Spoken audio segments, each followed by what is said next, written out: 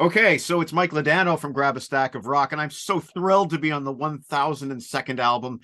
Today, we're going to be talking about Hasn't Hit Me Yet by Blue Rodeo, so get yourself buckled in. This will be a fun one. Hi, I'm Jeff Stephen, and you're listening to the 1002nd Album Podcast. This season, we'll be talking about must-hear songs as I continue to ask people that are important to me all about the music that's important to them. Enjoy!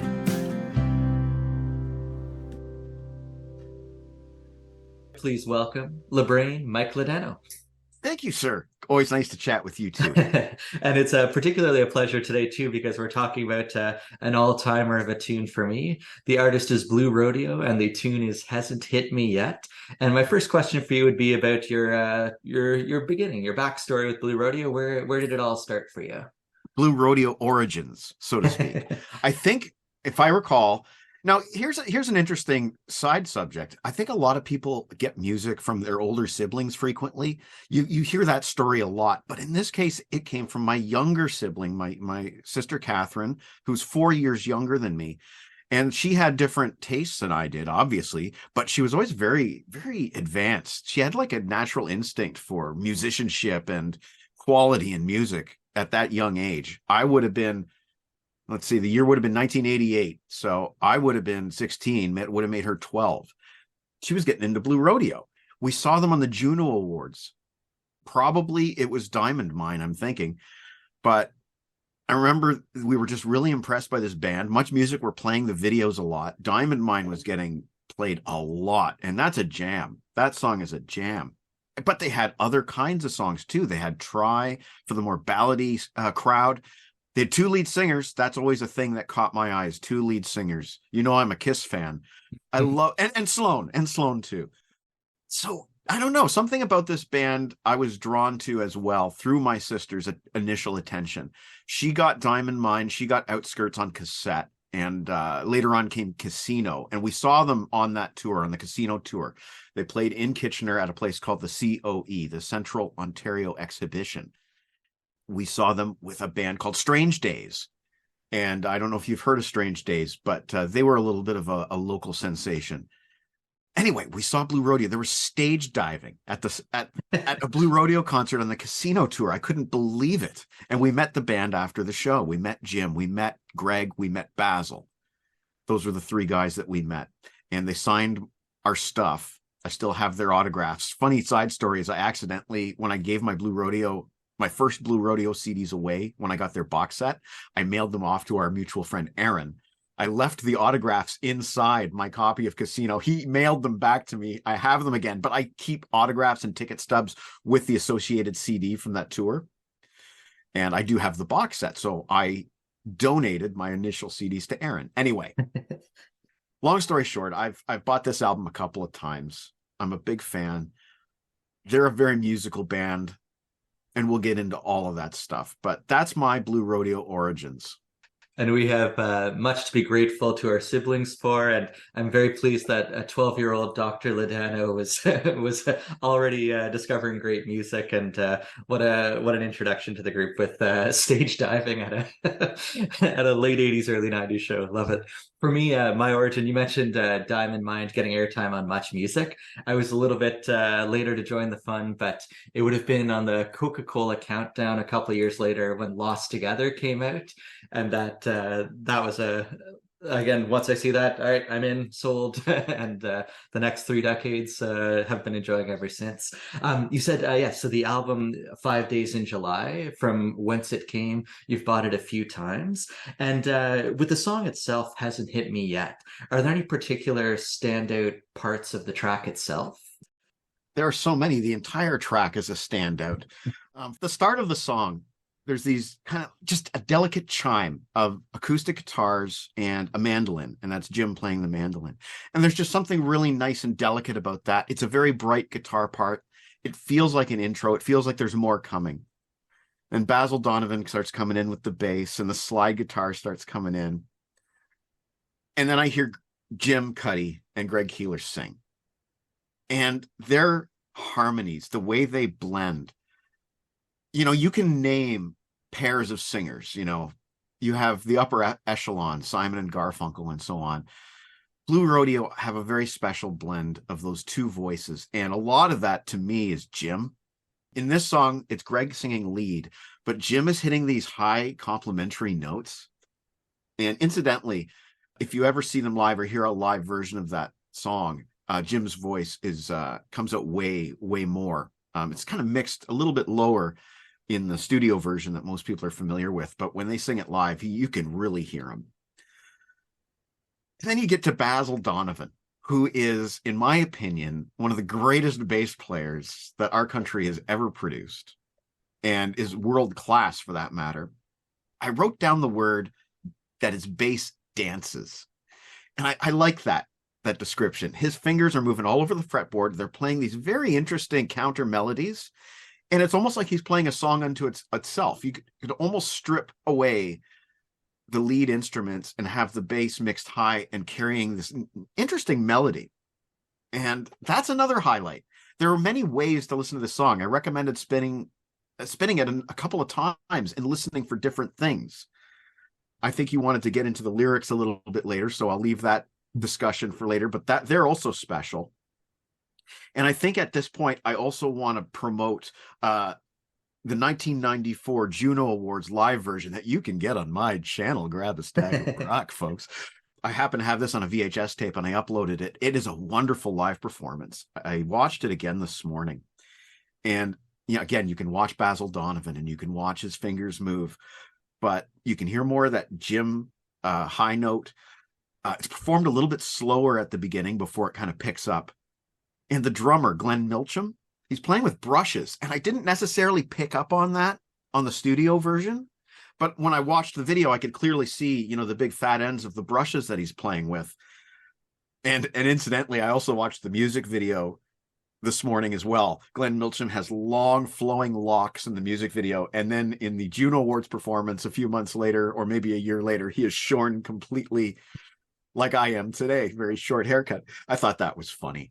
And for those who don't know, Glenn Milcham's an excellent drummer. He first came to our attention through Andy Curran. He was with Andy Curran. Well, there you go. All of those things are highlights, besides of the fact that it's a brilliant song and you can sing along to it in a heartbeat. Very easy to remember. Those are the things that I think really make this song special. For sure. And I like with Blue Rodeo, they're definitely one where when I think Blue Rodeo, I think probably when most people think Blue Rodeo, they'll picture Greg and Jim. But in this case, you're right, the other guys in the band aren't the other guys. They really contribute some excellent material as well. And really nice call on Basil's bass playing, because that idea of it being like a counter melody or a song unto itself, where I think of that with a lot of Paul McCartney's bass lines in the Beatles, where like a song like George Harrison's Something is gorgeous, but part of what makes it work so well is the McCartney almost doing another whole song on the bass guitar to complement it. And yes, 100% agreed. And I would not be shocked if someone sat down and asked Basil if Paul McCartney was an influence, and he would respond affirmatively. Yeah. You can hear, I think there are Blue Rodeo songs that have Beatles-esque moments. So I wouldn't be surprised if these guys have all the albums at home. Yeah, and that's right. And speaking of Lennon McCartney is the parallel. We've got Keeler Cuddy, I suppose, as well here. And Yes. you mentioned the dual lead singer format, and again, I don't think many voices pair quite as well as these folks here. Are there particular sort of phrases in the song or lyrics that really jump off the page at you? You don't really pay attention to the lyrics when you're listening to it casually, but then when I printed them out, okay? I printed them out so I could kind of focus on them. And then I realized, okay, so it's a sad song. You say that you're leaving is the very first line. And then the second line is even sadder. That comes as no surprise. Still, I kind of like this feeling of being left behind. This ain't nothing new to me. It's kind of like going home. And I thought to myself, oh my God, I've been there. It's like, oh, dang, I'm in this situation again. Well, this is kind of familiar to me. And then you kind of sink into familiar habits. Like maybe you start listening to a particular kind of song that makes you feel better when you're in that life situation of breaking up with your significant other. Maybe you resort to food. Maybe you watch comfort movies. But these songs have lines that hit home for me. but it's very artistic. He paints a picture here. Watching the snowfall on this cold December night is one of my favorite lines. You and I, we're both Canadian. We have watched many snowfalls on cold December nights.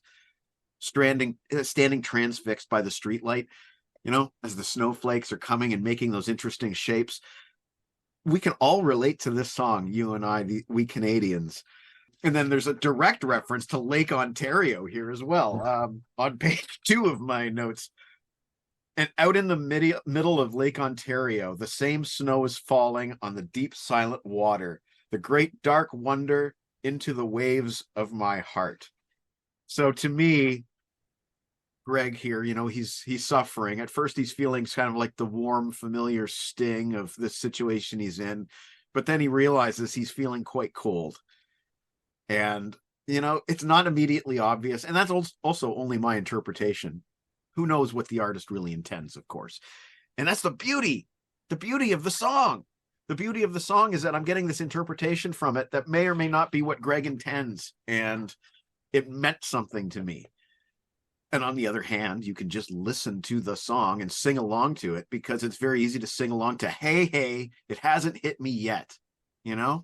That's very easy to sing along to. And yes, the audience does love to sing along to this one. My God, they go crazy when this one plays. It's a great live song. It's one of their best songs to see live. Yes. Oh, for sure. And it's funny. So Wendy and I got a chance to see them this year at the. They were doing a select number of shows for the 30th anniversary of 5 Days in July, and so the idea was that they played the album in the first set, took a little break, and then came back with sort of the greatest hit set in the second set. So they open up with 5 Days in May. It's like, oh, this is great. I know what track comes next. It's going to be It Hasn't Hit Me Yet. But then I noticed they weren't handing Jim Cuddy a mandolin. So I thought, well, isn't he supposed to play the mandolin in this? And then they said, I know another track usually comes next, but we're going to save that till later. Because like you said, the sing-along part of it is huge. And the show we saw, and imagine this might be something they do every time. But Greg and Jim sort of came to the front of the stage, strumming the guitar and mandolin, and then they stopped singing altogether and just let the crowd take over that first verse of "You Say That You're Leaving." And again, the sing-along was just was something else to be a part of. I am so happy. Is this your first time seeing Blue Rodeo? No, that they're one of those groups that I think I've seen now 5 or 6 times, and I'll see 5 or 6 more, just because they're so reliable. It's the great low risk, high reward format. Just you're always going to get a good show. But as you also alluded to, every time you see them, it's different. Mm-hmm. It's not the same show. So yeah, that's right. The lyric that I'll always smile when I hear is that, like you said there, the same snow is falling, where Greg says same snow is falling and Jim replies same snow. That echo is just fabulous. Yes. Brilliant part of the song. Now I'm getting chills on my arms. And I guess and that's probably one of the hallmarks of a must-hear song, when it has that sort of resonance even years later. And if you had to sort of summarize what makes this qualify as not just a great song, but a must-hear song, what would you say there? Well, I thought about this a bit this morning, and I played a couple of different Blue Rodeo songs, because I believe sort of the way I interpreted this question is, what song would you present to somebody as the Blue Rodeo song for them to hear to get them into the band, right? So I kind of thought in terms of Rose-Colored Glasses, you could go that way. You could go, if you were looking for a ballady person, you could go with Try. There are other songs that maybe if the person's more into jamming, you could go with Diamond Mine. You could go with Rebel. There's any number of songs that you could peg as a great Blue Rodeo song to introduce somebody. I eventually boiled it down to between Rose-Colored Glasses and Hasn't Hit Me Yet. But I felt that Rose-Colored Glasses has sort of like this 80s sound to it. You can hear the year in the song. And that's not anything against the song itself. It's just sort of the production, the style of the band has been transformed since those days. But Hasn't Hit Me Yet sounds current. It does not sound dated in any way. You could put it on and it could sound, if you didn't know it, like it was a fresh song from some, maybe it's not an American band even. Who knows? There's an American side to Lake Ontario, believe it or not. So, there's just something about it that is timeless.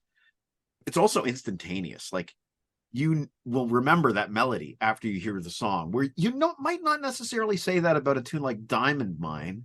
It takes a few listens for Diamond Mine to fully penetrate. There's a lot going on there. So for those reasons, I think this is sort of definitely a Blue Rodeo spotlight song. It would have to be in a top 5, probably a top 3. I would say probably number 1. And a brilliant song to introduce folks to Blue Rodeo. In fact, I've done that myself on multiple times. Used this song, and people always come back with, "Wow, that's great!"